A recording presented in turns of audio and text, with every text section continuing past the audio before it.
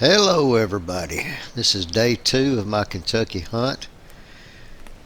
Obviously I've found some really good rubs and a lot of deer sign. There's scraping amongst all those rubs. Deer droppings literally everywhere. This is a stage area where these bucks are holding up before they go out to feed in a open ag field that I guess one of the farmers had put something green out there. These bucks actually spend so much time in this area. There's just multiple rubs everywhere. The majority of them are fresh. I've got old droppings and super fresh droppings. There's even a couple of beds in this place. Apparently the bucks, when they come in and stage up, they'll spend so much time they'll actually lay down and bed up temporarily before they head out into the ag fields. I did not get to hunt this morning. It rained all night. There's one bed right there. And it rained pretty much all day up until about 1 o'clock.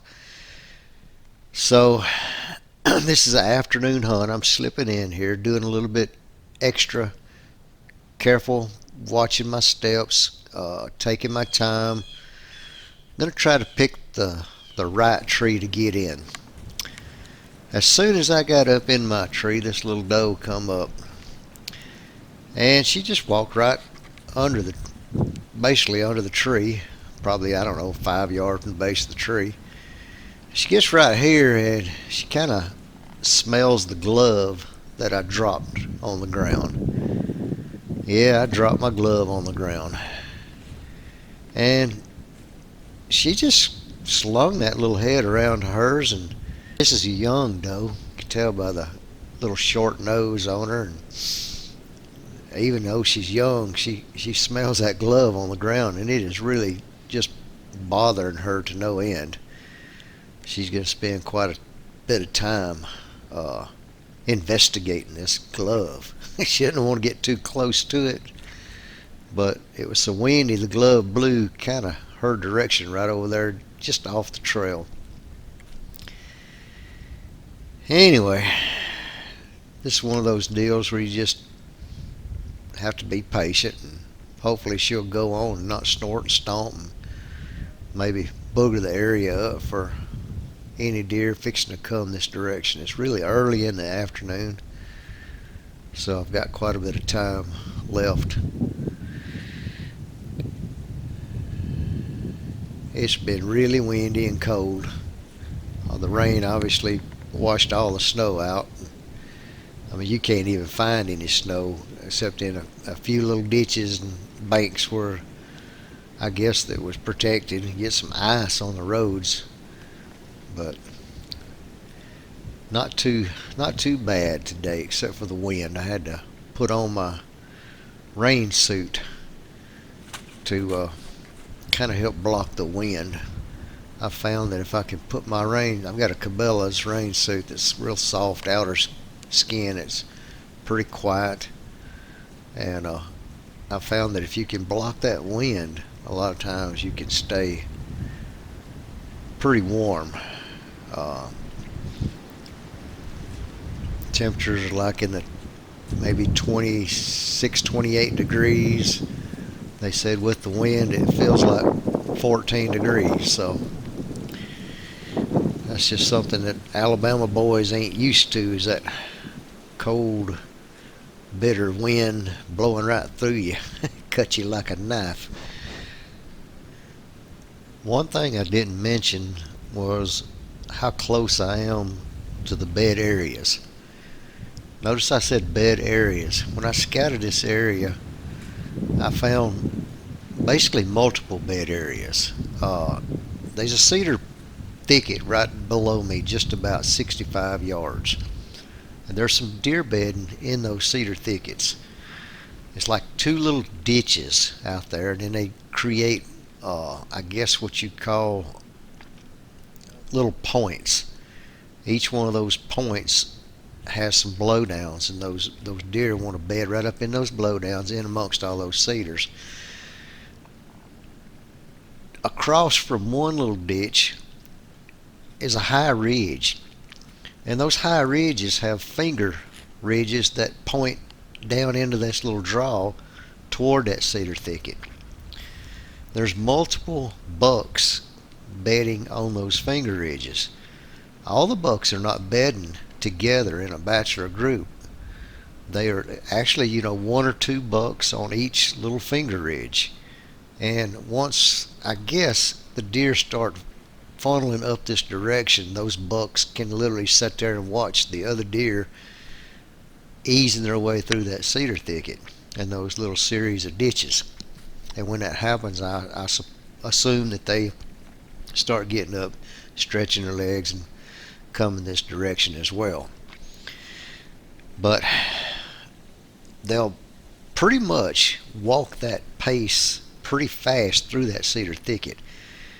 And once they get right here behind me, it gets a little bit thicker, and that's where they will stage up. But they have to pass me to get there.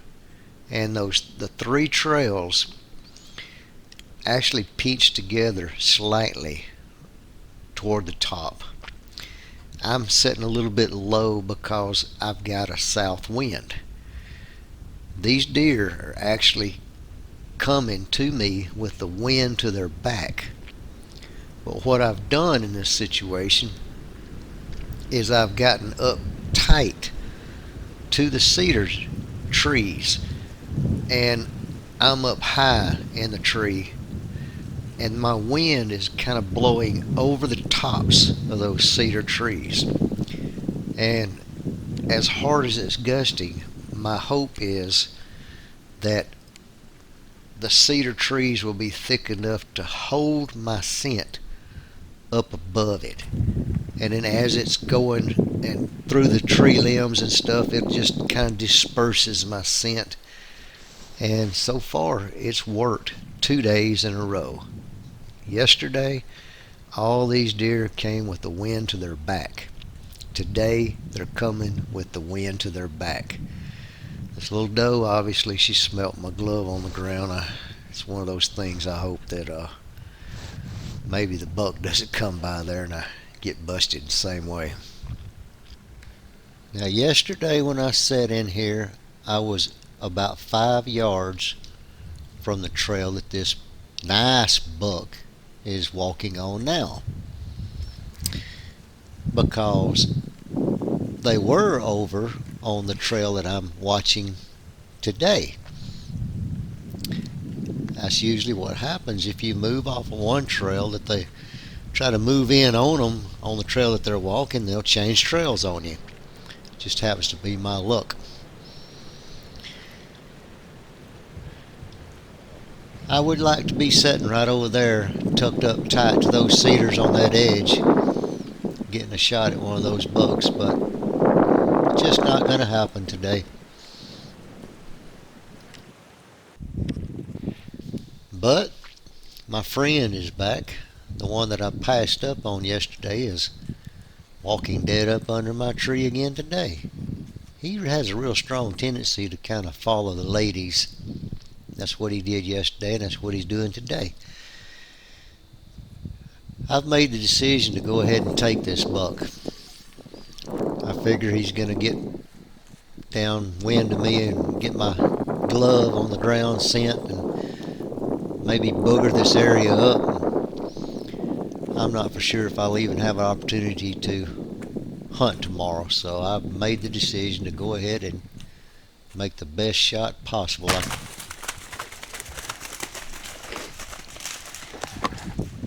Guys, that was supposed to be a spine heart shot and drop that deer right dead in his tracks. I did not expect that deer to run the way he did. He stopped up there for a while and eventually just walked off. So I've made the decision to back out and let this deer lie, and I'll be coming back in the morning to look for this deer. The next morning, it was not very difficult to follow the blood up to this deer, but one thing I was not expecting was this deer to still be alive. It's done lost so much blood and he's so weak he can't hardly run, so I'm trying to just walk up and get another shot into this deer. I don't like the angle. I'm going to try to push him, get him to move one more time or walk to the side, get a shot. Finally he gives me a good shot and I take it. It's not something I like to do, but sometimes it's part of hunting and you got to finish this deer off as quick as possible. Good history, buddy. Sorry about that. Folks, I really am a good shot with a bow, but these Kentucky bucks have kicked my butt. I don't know, I guess I'm jinxed when it comes to shooting at them, but this is 3 bucks that I've shot in Kentucky over the years, and all 3 of them have been bad shots, so I gotta do something different. Well, I'm back in Kentucky and had 3 days to hunt. I got this buck on the 2nd day. This will be my last day to be able to hunt, so I spent it tracking him. I made a really bad shot on this deer. Not happy with the shot at all. I actually passed on this buck the day before and ended up taking him the very next day. I saw 2 really nice potential pope and young deer yesterday, and I probably should have let this deer walk again and tried my odds on him this afternoon, because I did have one more evening to hunt, but I went ahead and I tried to drop him in his tracks. I actually made a really good shot on him, a straight down shot, and right here at the base of the neck between the shoulder blades, I don't know how in the world this deer did not drop dead in his tracks with that particular shot, but he didn't. I came back the next morning, started blood trailing him again. We pushed him last night. He was still alive, so we decided to back out and come back in this morning. I'm by myself right now. We had a stare down. I jumped him, he laid back down. We had a stare down for well over an hour. I've pretty much been sitting here looking at this buck all morning long, waiting for an opportunity to try to move on him.